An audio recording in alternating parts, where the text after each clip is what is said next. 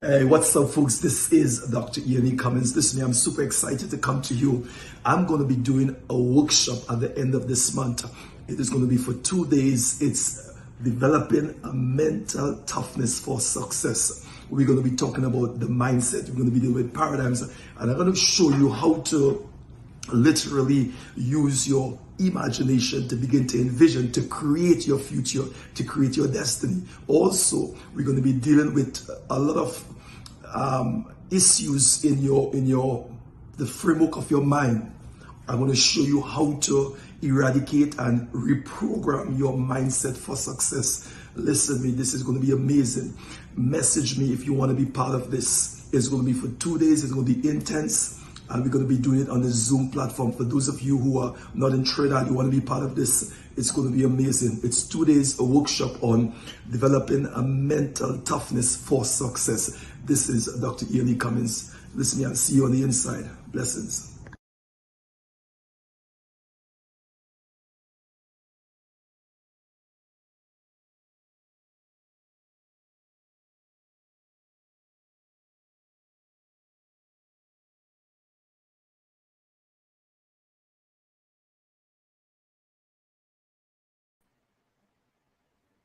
Hey, what's up? What's up? Blessings, sir. Morning. How are you going? Blessings, man. Hey, I'm going good. I'm going good. All things on your side. Good as well. It's good as well. Yeah. Woo. I got up this morning. I was feeling kind of tired this morning, so let me take it here. Yeah, sure, man. I still Yeah, supposed the to. rest too, you know. Yeah. All right. Good morning, folks. Good morning. Let me see the books here. Right. Wonderful. All right. Let me see all this stuff going there. So what you have been up to this week, Keeshon? I know we didn't connect too much this week. Yeah, well, practically meetings, a lot of meetings and Yeah. prepping for my stuff next month as well. Yeah, Okay. a lot of meetings. How about you? Well, preparing for for the workshop we have coming up. Right, For the workshop we have coming up next week on mental toughness. right. Monday, Tuesday. Yeah, Tuesday, Monday, Tuesday, and also we basically focus on the morning. Tracy, yeah, Rachel, good morning, wonderful. Also, want to focus on the the book launch, the Right. event that we have coming up. Yeah, All right, yeah. I think that is those are some of the things I want to really focus on.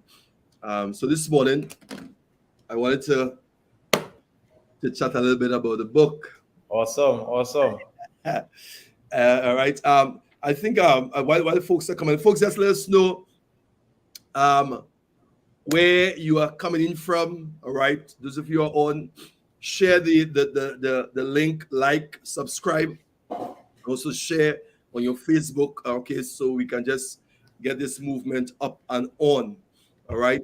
Just let us know what part of Trinidad, what part of the country, what part of the world that you are coming in from, so we can shout your area. This is Friday. You know how Friday is in Trinidad. Okay. Monday, Friday. Money Friday, Money Friday. So Keeshon, what I want to do this morning, all right. We have the book launch is going to be coming up on the 2nd of July. All Right. right, in San Fernando, Madison. It's a really nice posh area that we had get there. Okay. So we want to just highlight that a little bit this morning. We just want to talk about the snippets from the book. Why individuals should get this book. Okay, and then I might just talk about just 2 points from the book this morning. All right. Well, Yeah. I know you were part of doing review on the book. So I Yeah. just give us some snippets and when you first get it and what was your first impression, what stood out to you, all right, and probably why people somebody should get this book. Yeah, sure. I remember when starting the book, what already stood out to me is how you merge the financial principles with the biblical principles. I mean, being a student of financial literacy, being a student of personal development, and always reaching out to people who already have something to offer in that space, and Mhm. then analyzing the information in the book backwards to the experience I've had already, right? Yeah, Like it's a perfect merge of financial principles that's right there in the good book, as you would normally say, yeah, that you were able to extract for us and explain to us, why we should have and operate from a wealth standpoint while living in the physical plane of things, and the different ways in which to get there. As you say, it's 4 levels of human existence, and you're also given some examples as to why people operate in the level in which they operate in. So it's a book that will assist anybody to go from the first level to the second to the third to the fourth, and it mhm, also gives you an explanation, and it also highlights stories to showcase why some people never move from the first level to the second to the third and to the fourth. So yeah, really, really powerful book. Is practically a blueprint to right. attain financial success, backed with scripture, spiritual, and biblical principles. Wonderful, wonderful. I appreciate that, Yeah. folks. So those of you who just jump on, Keeshon was just giving a little snippets on the first stake because he was one of the persons that was responsible for doing review on the book. Mhm. Because I didn't just write the book and just throw it out there. I had certain handpicked individuals who did review on the book to make sure that the material was authentic and it was relevant for the time that we are living in, and Mhm. also merging spiritual with social and all that stuff.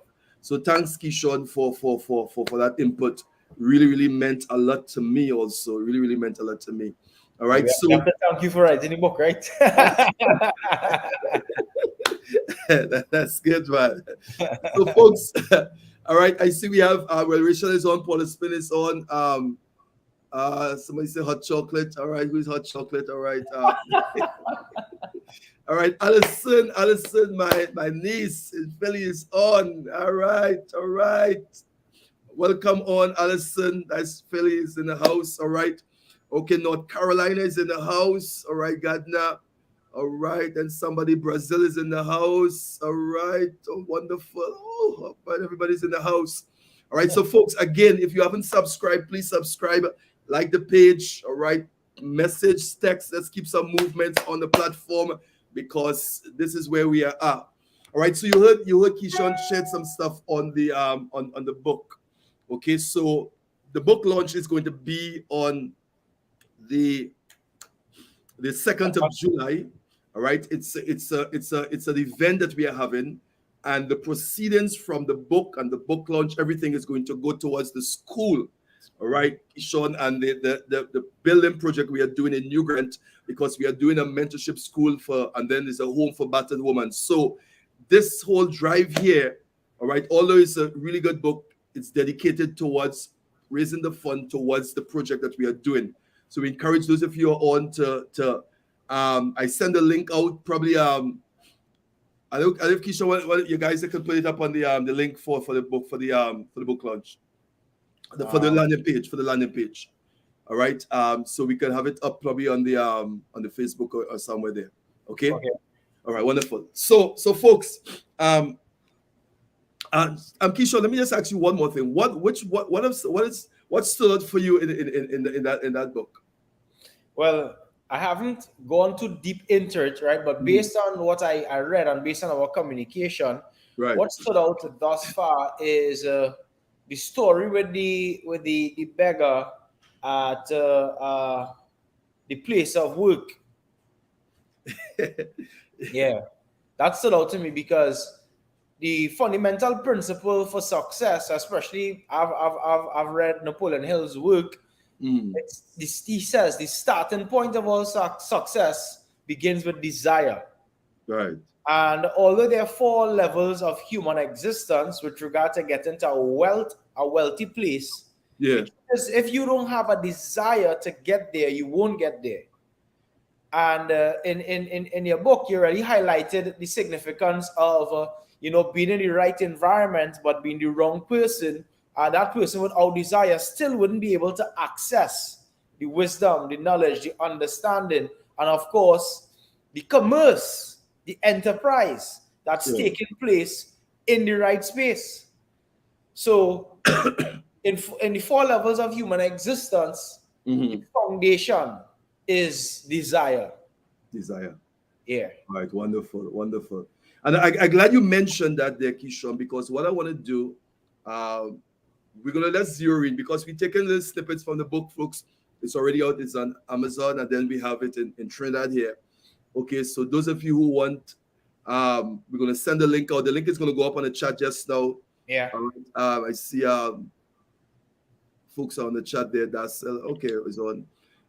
So we're gonna put the link on the chat just now so you can go to the landing page and see the to register and to pre-order your copy and to pre-order also to be part of the event that we're having on the 2nd of July. Yeah. So what I want to highlight in the book basically this morning, right, it's a good read, a really really good read, and I must also give shout out to Terrell Cummings, Yeah. right? I say my mentor, financial mentor, good friend of mine's in Barbados. All right. Yeah. So he had part in also reviewing, restructuring the book to make sure that financial aspect is also authentic and there's a balance to it. All right. So I really, really shout out to him. Probably one of these mornings we may have him on the morning breakfast brew to just share with us. All right, Yep. and his view on also the book. Okay. Now, so in I think it's uh in chapter 2 we spoke about the begging level in the Yeah. book, and we went in depth. And there are four things I highlight because what I look at a beggar in the natural, all right, because somebody when you could beg, you could see a beggar physically who goes to a place and put out his hand and they're begging, all right, but then also there are people who are begging mentally. Yeah. All right. So they are not going and standing on the street to solicit anyone for money and things like that. Okay. So that's one beggar. But then there's also those who are are living among us, but yet living on a begging level. Yeah. And somebody asked, they say, what about the levels? I said to them, I said, life is lived on levels, but experienced on dimensions. Yeah. So there are always 7 levels, 1, 2, 3, 4, 5, and then bam, a dimension. I explained that also in the book because that is important as you make progress as you begin to go forward. So I look at this beggar because I took a text and I was able to merge the spiritual and the natural. So don't think it's just a book on the Bible. No, no, no. Trust what I'm saying. And those of you who know me know I'm really out of the box, right? So the knowledge that is coming forth through this text. I took the text from Luke chapter 16 because this guy who was entrusted, he was a steward. Okay, he was entrusted with stuff from his master. He left the whole estate for him, Yeah. and he mismanaged it. And when the master came back to really ask him to give an account of his stewardship, he said, to beg, to dig, I am ashamed. Now, after that scenario there, the book went from him doing that, then it said there was a beggar. Now, remember, the Bible wasn't written in chapters, there were scrolls and stuff Right. like that. So a lot of these scriptures connect to each other. All right. So when I saw that the word of God, the Bible said there was a beggar. All right. There was a rich man, and then there was a poor man. He was a beggar. And he was sitting at this gate. And he began to describe when he was sitting at this gate, he was begging. That's where he was positioned at the gate. And I begin to get into the meaning of the gate because you're looking at culture, you're looking at history, you're looking at all those things there. Because in those days, Keeshon, um, wealthy people, all right, counselors sit at the gate. Yeah. We may think that the beggar was at the gate and he was out of the city, he was out of everything. but really he was positioned in a good place. Correct. Okay, he was positioned in a place where business transaction was taking place. So one of there were three words I put together to describe. All right, because a gate speaks of access, it speaks of entry. So although he was a beggar, he was at a place of access, he was a place of entry. All right. In those days, judges sit by the gate. So everyone would pass at the gate. So what I look at, I said, listen to me, this man is in a good place. Yeah. Although he's a beggar, he's in a good place. So although he's at that level, so one of the things I noted in the book, I said you may start off at that level, begging, but you don't have to stay there. So you don't have to stay where you start. Correct. Okay? So, and there are a lot of people who are at that level who are in a good place. Right? So the four points I was able to highlight in the book here, I was able to highlight that he was a place, firstly, number one, he was at a place of wisdom. Now, do you think being at a place of wisdom is a good place? Definitely. All right. Now we can look at it and say, well, he's a beggar, and you could just say, oh, he's a beggar. But he was at a place of wisdom. Because somebody you're listening to this here, and you may be at the begging level, you may say, I don't have no money, all right? But where are you geographically? Where are you positioned mentally? Where are you positioned? Because you may be at that level, but remember, you are at a place of wisdom. So the first thing I said, he was at a place where wisdom was given. Yeah. Because judges will come at the gate, counselors will come at the gate, people will come and transact business at the gate, contracts will be recognized and released at the gate, people were looking for job at the gate. So in hindsight, when you look at this beggar was literally at a good place. So the place wasn't a problem. Right? The place wasn't a problem, but his perspective and his perception was a problem. Yeah. Mindset. Yes, his mindset. And his perception, his perspective was coming as a result of his condition. All right? It was coming as a result of his condition. He was a beggar. So his condition alters his perspective and shift his perception, how he perceives things. Correct. And so what happens now, sometimes a lot of people get stuck in a place as a result of their condition. Well, all times, right? but the thing is, Keeshon, I am not what I'm going through now. Yeah. It's how you see yourself. Correct. Okay? So he's a place of wisdom.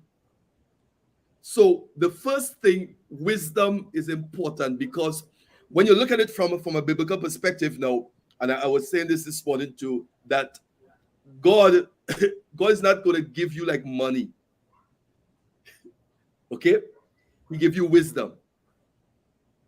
He give you knowledge. He give you a strategy. He give you an idea. Because everybody want money. This is why I said it's the begging level first. That's the first level. Yeah. Before you move to the money level and the wealth level. Because God is not going to give you like money. So because a lot of people want money to do things, money to buy things, because money give you access, money give you influence, money is a game changer. Correct. Right? But when you start off, you may not have the money, because God is going to give you wisdom. One of the Psalms that highlight this, and everybody know about David. All right, David. Everybody know about David. Okay, and David in Psalm 23, the Lord is my shepherd, I shall not want. He maketh me to lie again, green pastures. All right, He anointed my head with oil. Yeah. Okay, so everybody love that Psalm, but He anointed my head with oil. Why? Okay, because there's a Hebrew word for anointing, is a word called Dishanta, right? And also the Hebrew belief that in your head carries a soul that carries wisdom, knowledge, and understanding. Wisdom, knowledge, and understanding. So God is not just going to give you money, He's going to give you an idea. Correct. Somebody, you had an idea, you had a business idea, you had wisdom to do something great, but because it wasn't money, because you asked for money, you say, God, I need money to do this stuff. And you keep waiting for money. You keep waiting for somebody to give you money. And when you went to sleep the night, God invade your dreams and give you a $1 million idea, multi-million-dollar idea. Exactly. Right? But when you get up, you didn't work it. Yeah. You didn't work it. All right? So wisdom was given. That's the first thing at the gate. He's a beggar, but he's a place of wisdom. That's one. The next one is wealth was exchanged at the gate. It's all in the book here. All right? Wealth. Because remember, contracts, business transactions were taking place at the gate. Okay? So it was a place where wealth was exchanged. Then the third one, it was a place where work was realized. Work was realized, which means contracts were being exchanged at the gate. People who were looking for job came to meet people from other country. Yeah. People were traveling with gold and all that stuff. They came to barter goods at the gate. And here this man who is a beggar is at the gate. And then the fourth one was wise people met at the gate.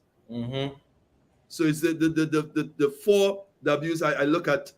Wise people because counselors sat at the gate. All right. People give advice at the gate. But the beggar was positioned in a right place. And probably somebody you're listening to this and you say, well, I don't have anything. But you are wrong people who have wisdom. Correct. All right. You at a place where knowledge is coming. You're getting ideas. All right. You are the place and you saying you are a beggar. So you may start at that level, but you're not going to stay at that level. And the thing is, Keeshon, is for individuals to be able to recognize opportunity. This is why recognizing of opportunity is so critical.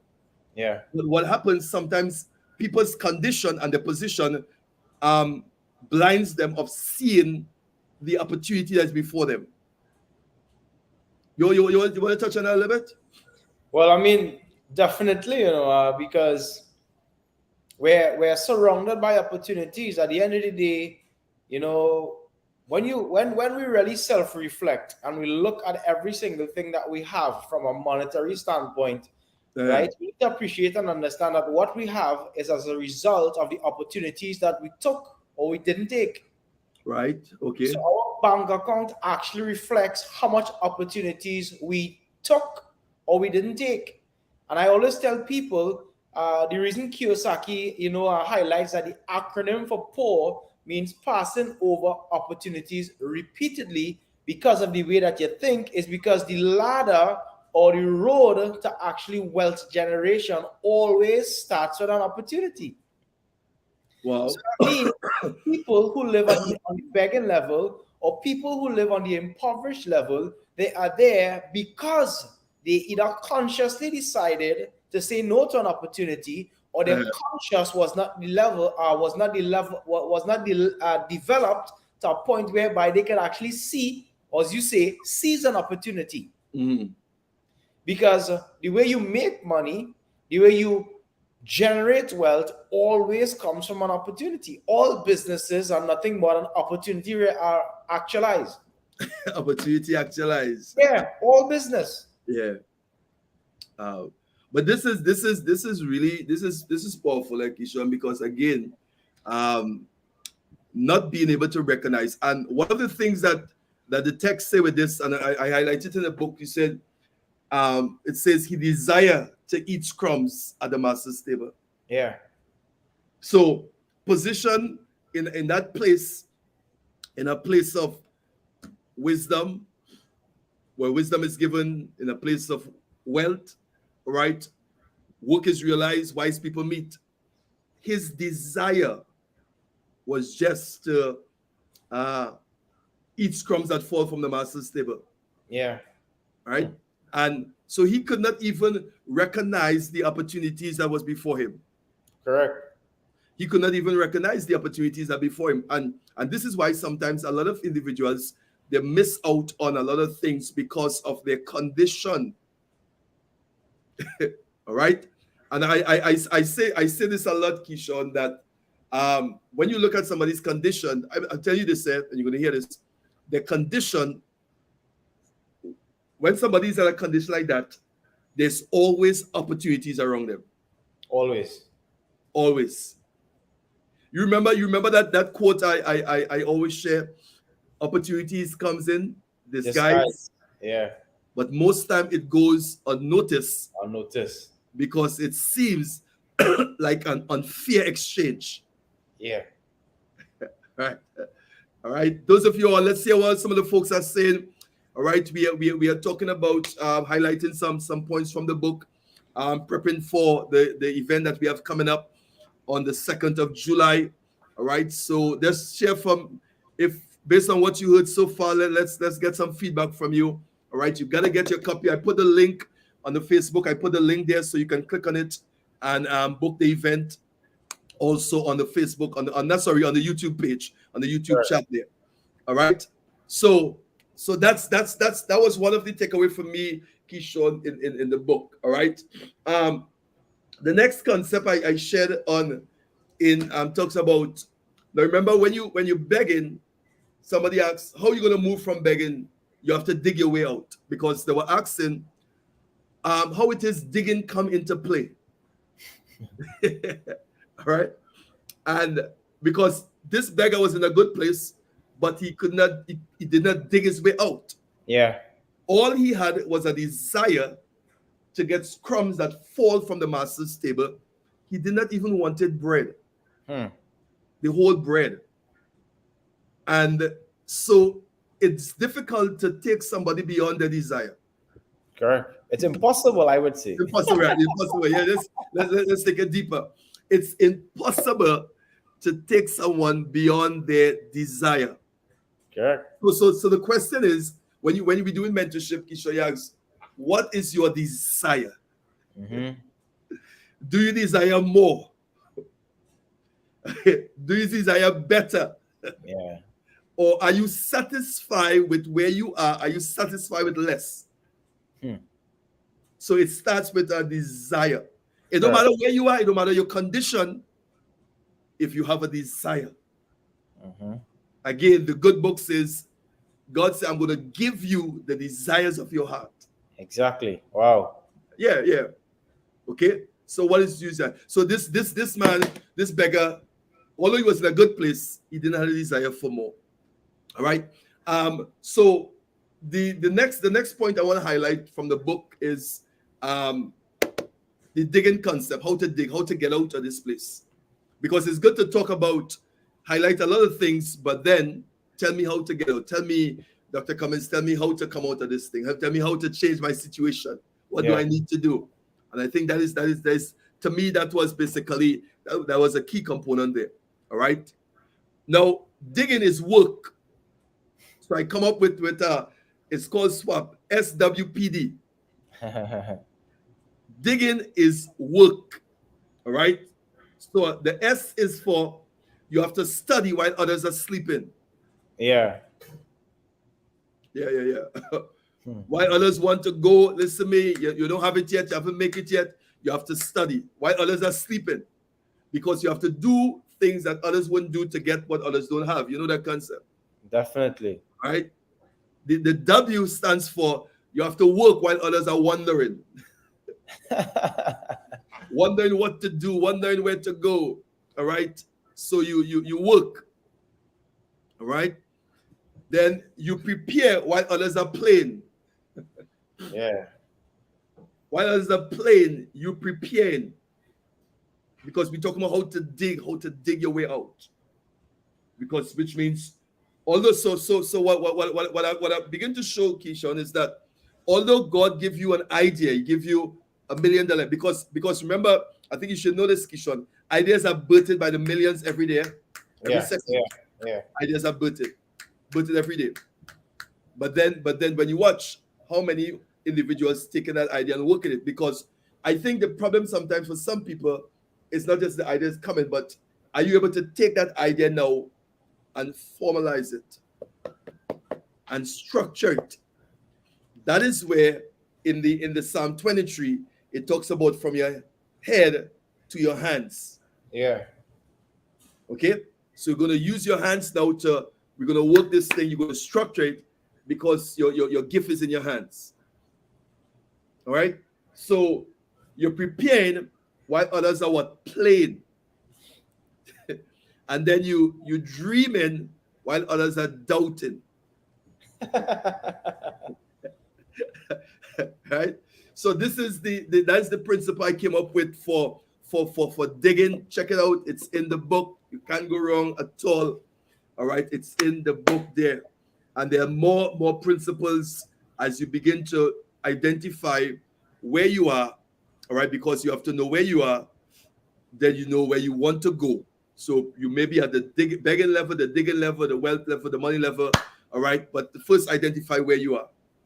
This man said, to dig, to beg, I am ashamed, which means I am rich, I am wealthy now, and for me to go back to begging, I can't do that.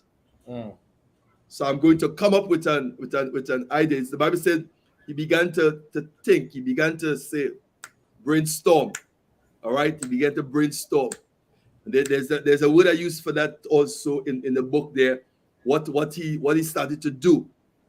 Okay, because you have to be able to pull yourself, or you have to be able to think. You have to be able to pull yourself, quiet yourself, so that the ideas can begin to flow.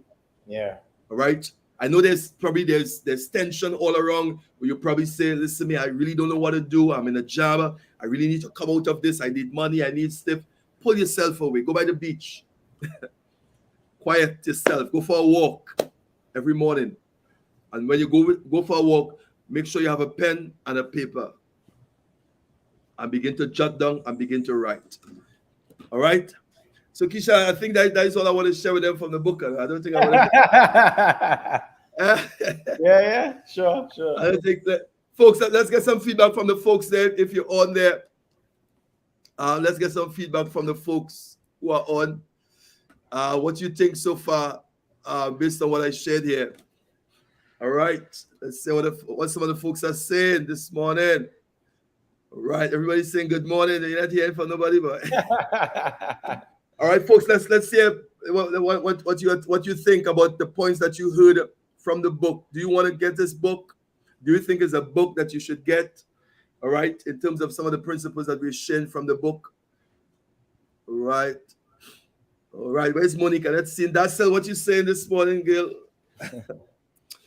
All right, so with that now, so there are more things from the book. So folks, check it out. I put a link on the YouTube chat there, so you can just click on the link. There's a landing page there. You can go through the process, and either you book the event or you book the order for the book and thing. Now, Keeshon, I want to touch a little bit on, in this next half hour here, a little bit on the laws of money. Right. Because I believe that there are certain things about finance, there are certain things about money that you need to know. People need to know. All right. All right. I see Darcel now say, looking forward to reading the book. All right, Darcel. All right. Powerful information. Need that book. Wonderful. All right. Okay, the link is in the chat there on the YouTube. So let's talk a little bit about the laws of finance, Keeshon, the laws of finance. All right.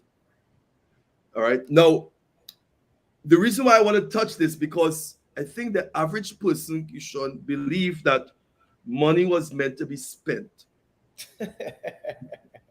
What is your take on that? I know you use the money, man. You've been killing that paper. I think By the time they see it, and that paper gone. You're bringing in that crypto coming in there. So let me hear your take, all right? Because we talk about, let's talk a little bit about the laws of money, the laws of finance, right? Because I Sure. believe that the average person believes that money is meant to be spent.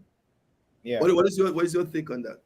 Well, the truth is majority of the people have been conditioned, they have been culturalized. Sometimes I like to say even colonialized Mhm. to only conceive money with with the use, the majority use as to spend. And Okay. I would also say that growing up in the home where I grew up and coming from the environment that I came from, I was of the opinion as well at a point in time that money was made to be spent. So it really boils down to where you're getting the information about money from. And for the couple of sessions we have been having, we spoke about the paradigm. Mhm. And when you understand what the mind is, then you will understand why so much people could only conceive and believe money to be a medium for the purpose of spending. It's Yeah. because our mind is nothing more than the sum total, according to Napoleon Hill, of every single thing, every single thought, every single experience that entered from the day we were born to the day that we are alive. And most of us, our interaction from birth to whatever age we are, have been created and fashioned by all the experiences that we have had from our parents, from our social environment, the social structure, the school Yeah. structure, Mhm. and the message, the majority message that we all receive on a day-to-day basis, uh, could be coined in the terminology that money was designed to spend. And if we receive that information, we will Yeah. live in a form or fashion that allows us to only use money for the purpose of spending. Right. And it's programs. Yeah. So Most of us have been programmed to be consumers. so that right. I know what to say that because you find now that consumer mindset. Hmm.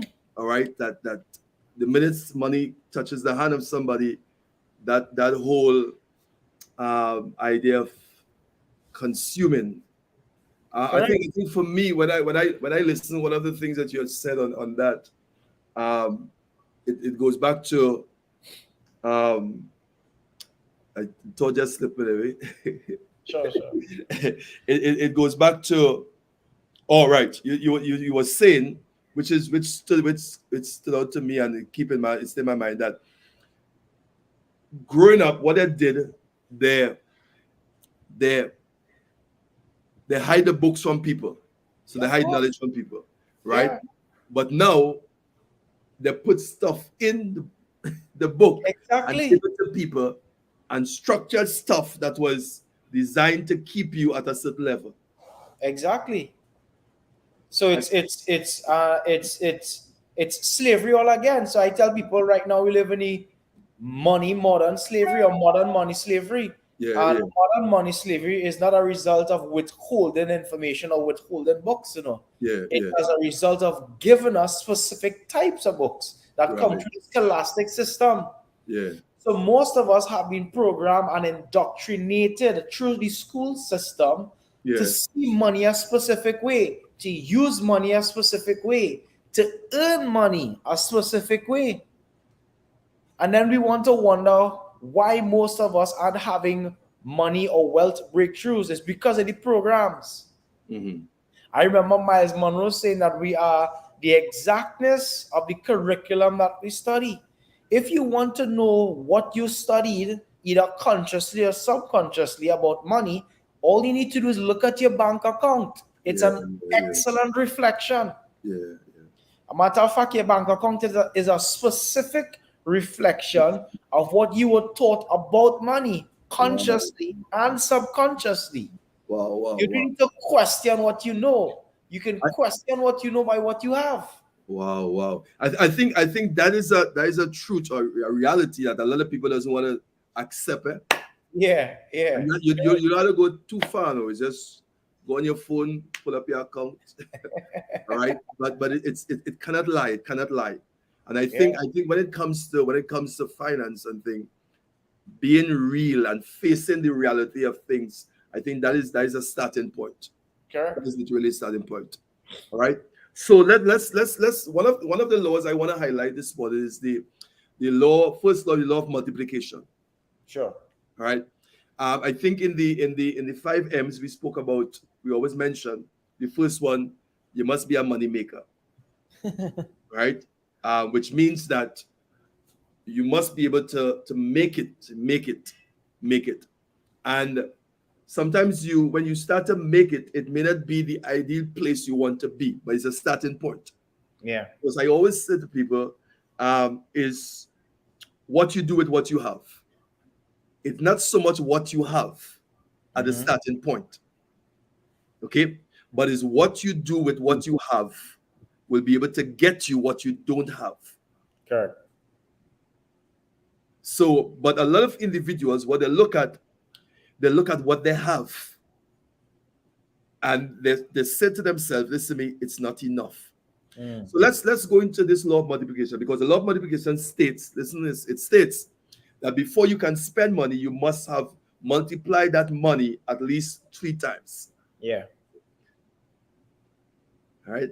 So before you spend it, in other words, before you move into that consumer frame operation, Mm-hmm. when you get money, you must be able to say, how can I multiply this money? Correct. Right? This money have more friends. This money have cousins and all that stuff. Where are the friends of this money? Where are the cousins, the relatives of this money? We need to look for them. All right? We can't get rid of them just like that. So the law states you must be able to multiply money at least 3 times. Money, therefore, is not meant to be spent. Money first is for multiplication. Yeah. Okay. But if you have again that consumer mindset, when you get it, you will want to go spend it. Yeah.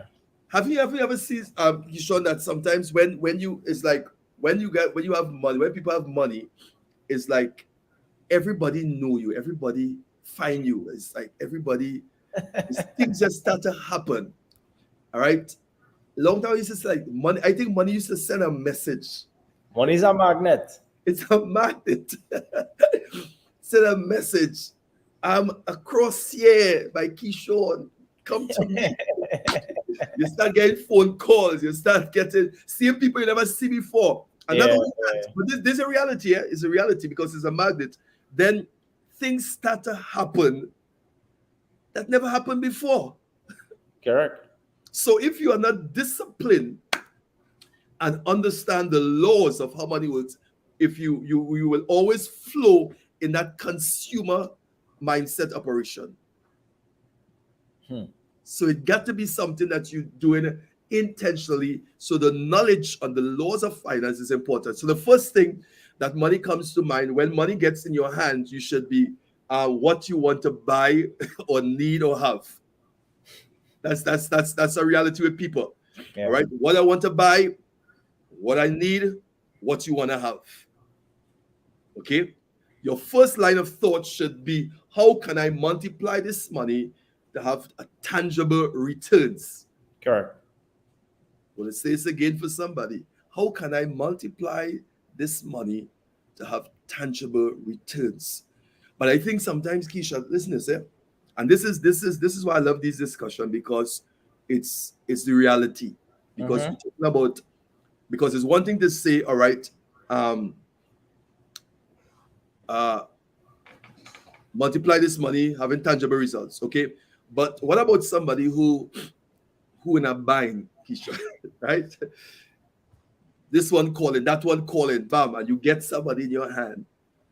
All right. How do you navigate that? How do you navigate that? You have an investment opportunity, but then the bank is calling, this one is calling, Yeah. that one is calling, then you have food to buy, you have this to buy, and you don't get this money because you haven't had money for 5 months, and bam, Yeah. this money come. But then there's an opportunity that can multiply this money. What do you do? So Keisha, that's the big question I asked you this one. Really simple. Pay Yeah, yourself first. Yeah. And I can tell you from actually being in that situation, because Right. as an entrepreneur, as Yeah. Kiyosaki said, there's a difference between broke and poor. And there are many wealthy people who have gotten to this stage or state where they have been broke before. But Right. broke doesn't mean that you're poor. Broke means you're at a state temporary until you get back rich. Ooh. Say that again. So Say that again, Keeshon. yeah, Keeshon. Broke. broke doesn't mean that you're poor. Broke means Mhm. you're in a state or situation temporary until you get back rich. Ooh. Yeah. So yes, in a situation where the creditors are called, and yes, in a situation where people are around there right now looking for as much as they could get for you, and let's say you happen to get a little cash in your hands, Yeah. you have to be able to pay yourself first. And what do I mean by paying yourself first? You need to take the capital that you just received, and you need to place it in an opportunity whereby you could multiply that money. The truth is, the creditors, they have already waited for the last 6 months. They could wait the next six. The Yeah. truth Yeah. is, you have already disciplined yourself to have desires that fit, your situation. So you can discipline yourself again. Yeah. Yeah. Yeah. So what you have to do is you have to pay yourself first. And the It's- only way you could pay yourself first is by putting that into something that multiplies, Yeah. so Yeah. that you can then pay people off in increments. Because think about it. Let's say you owe 10,000 and you receive 10,000 today. And you was to give away the 10,000. And what is the situation for tomorrow? Yeah. Yeah. Yeah. Yeah. You're going to end back in the same situation that you're in prior, Wow. receiving the funds. So then your job is to take that 10,000, multiply that 10,000 into 20, and then start paying people off partially. So you Yes. always start by paying yourself first. And I like the concept in your book of digging yourself out of the begging level, because in business we call it sweat equity. When you start from absolutely nothing, what you really have to trade available for your trading is your time, your energy, and your intellectual property. You Mm. have to start with exchanging your sweat equity, and you may start in the form of doing a job, right? Yeah. You may not be able to start off as an entrepreneur. You may have to start at a job at 8 to 4, 9 to 5. That Yeah. is fine. So I tell people all the time, a job is a starting place, it's not a resting Rest in space. peace. Rest in peace.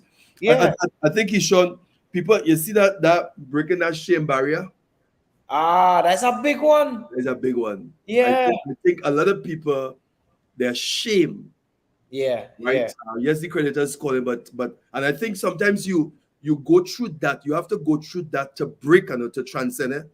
It That shame humbles you. barrier. Yeah, It humbles you. it humbles you. And I think there's a humbling process that needs to take place to transition somebody, especially from the same from to move in that place of wealth. The taller the building, the digger the deeper the depths of the foundation. So Yeah. sometimes before you go up to the levels that you want to go to, the Almighty will humble you to the point where you could appreciate and understand getting to that level. Yes, yes, yeah. Like what's with folks? Folks, you all hear it. This discussion is so amazing. And the reason why I love this discussion, Keeshon, is because it's reality. Yeah, it is. But so you will hear all the nice stuff and thing. But really, when someone is in a situation, and they have to make that transition, Yeah. pay themselves, to pay God, to pay yourself. Yeah. That's I mean, so this is why one of the things, and I mentioned, let me bring the good book here for you. Sure. All right. One of the there's a scripture that says, God said, I'm gonna give seed to the sower and bread to the eater. Seed to the sower and bread to the eater. So you have sowers, you have eaters, you have bread. You have bread, you have sowers, you have eaters. So he said, but I'm gonna give seed to the sower. Hmm. I'm gonna give bread to the eater. So there are two individuals here. There's a eater and there's a sower. Yeah. All right? There's seed and there's bread. That's powerful. Yeah. He said, I'm going to give seed to the sower because I'm not going to give seed to the eater. Yeah. Give bread to the eater. Because if I give seed to the eater, he's going to eat it. Correct. He will sow it. So the question was asked, how does a eater turn into a sower? Correct. Right? Correct. Because the eater not getting seed, the eater getting bread. Bread. Yeah. Yeah. You understand? So the thing now, so this is why that terror, that barrier you got to break, that shame. Have to break. Yeah. You have to Yeah. break, and there's a surrender, there's a like you have to break, and there's a breaking of yourself too. So what that eater will do when you get your bread, you have to turn your bread into seed. Yeah. Correct. All right? You can't eat it. You cannot eat it. And Exactly. most times the eater, they keep getting bread, they keep eating it. And you're wondering why the sower keep getting seed, because he's a sower. So if you want to move from eater to sower, when you get your bread, you have to turn it into seed. seed. Which means, let me break it down now, which means that if you're a consumer, when you get that money, you can't consume it. Correct. Although you, listen to me now, although you're hungry. You had a man in belly, sir, You have literally. a belly. Yeah. Although you're hungry, although which means now, because remember, the bread speaks about sustenance that you need for your daily life. Correct. All right. So that is where the sacrifice comes in. So when you get that bread now, you have to say, listen to me, I'm hungry on it today, but I will fast. Exactly. And I'm going to take this seed and I'm going to sow it. Exactly. Which means now, so that is and that is something I've learned for some years, Keeshon. Because I've seen individuals, and these are questions that a lot of individuals have. Because the first thing they said, I don't have, and I have to pay this, and I have to do that, and you know, so you're always thinking that somebody wants something from you. Yeah. God do not want anything from you. He wants to get something to you. Correct. And in order for him to get something to you, he will use what you have. Exactly. It is what you have is not dependent on how much you have, it's dependent on what you have. Do you have something? That's right? powerful. So these are the principles that need to be taught, the discussions that need to have for individuals. All right. So let's go back into the law as we wrap it in. So this first law is the law of what? Multiplication. Money was not meant to be spent, it was meant to be what? Multiplied. Multiplied. Right? So the first line of thought is you can have is to multiply this money, is to have a tangible return. Okay. Now, as we mentioned before, for some of us, it's going to cost you something, which means now that day or that week you may have to fast. You see, Keeshon, people like the sound of success, you know? They like the sound and they like the look of it. Yeah, but not the process though. Not the process. Not the process. And that is not the process. Right? It's not the process. They don't like the process. And the process sometimes does be sacrificial, it's be tedious, it's be tough. Yeah. It's sometimes the process, it means like the W's I mentioned there. Sometimes you have to study while others sleeping. Sometimes you may have to go to bed late and get up early. Yeah. All right. So it's a whole different thing. All right. So the question was asked, Keeshon, how do I multiply what I have now? All right. How do I increase this money or double it or triple it? How? And I always say, folks, I said, you know, when you do the summer, it have a lot of principles out there. All right. Because sometimes you may say, like, for instance, like somebody may be working at let's say at a KFC outlet, all right? Yeah. And it's a starting point. Correct. Okay. And it's not really how much you're working for, but it's that area that is teaching you money management. It's teaching you Exactly. structure. All right. So you and two of your friends start working there same time. All right. For 3 years. But when you finish the 3 years, you could show that you have $30,000 put away, and the other two folks have nothing. All right. So no, listen. Why I say you start there? So now when opportunity presents itself for investment to multiplication, you have something to multiply because you didn't eat everything. Exactly. You did not eat everything. Because the other two folks could say, well, this is so little bit, I have so much thing to do. And folks always think that they need more money to save. I don't have enough, so I cannot do it. I don't have enough, I cannot do it. Okay, that's the mindset with a lot of individuals. But it's Yeah. it's a discipline, and it's a lifestyle that you're creating that is preparing you for when the plenty comes. Correct. Because if you are not able to balance 100 and manage 100 and put away from 100, it's difficult. You will not be able to do it with 1,000 and 5,000 and 10,000. Agreed. Right? So it starts at that point. So the two questions: how do I multiply what I have now? How do I increase the money and double this money? Those who live by this law are the people who make it big in life. The law of multiplication. Yeah. Right? They are the ones who put their money to work, right, for them instead of working for money. Correct. I say it again. They are the ones who put their money to work, right? Go work for me, all right? So money is supposed to be your slave. You are the master. Money must not be your master, and you are the slave. And there Correct. are a lot of individuals. The reason why they are trapped in a place there is because the money is the master and you are the slave. So you keep always going after it. So the money, wanting the money, that what you want there is putting a demand on you that you become a slave to it. Yeah. Okay. And when it's supposed to be the other way around. Okay. So they are the masters of money as much as they're able to put their money into the right useful. People who understand the law of multiplication.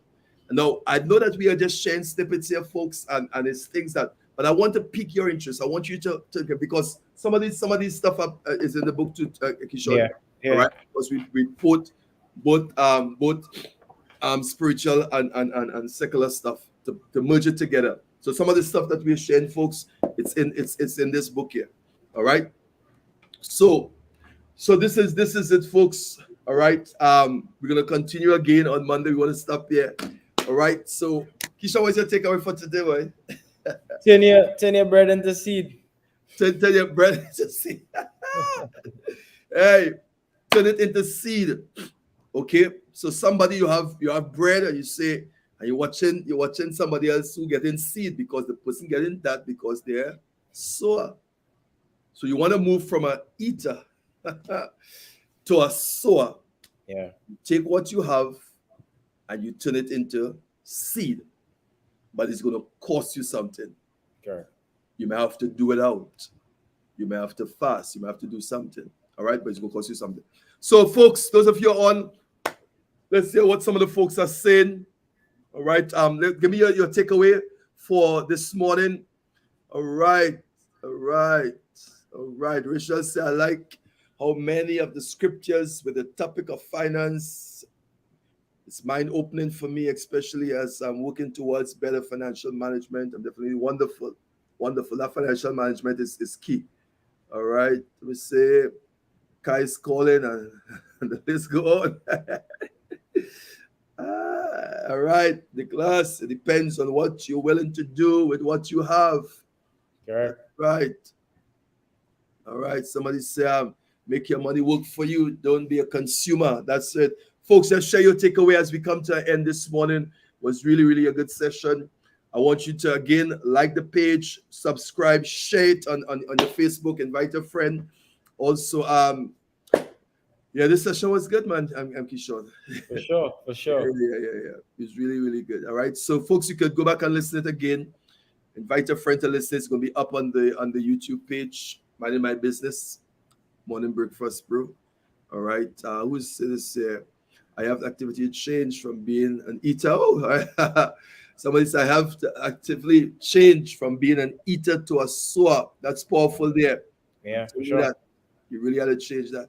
It's a big game changer, Keeshon. Yeah, yeah. That's a big decision. Yeah, big decision.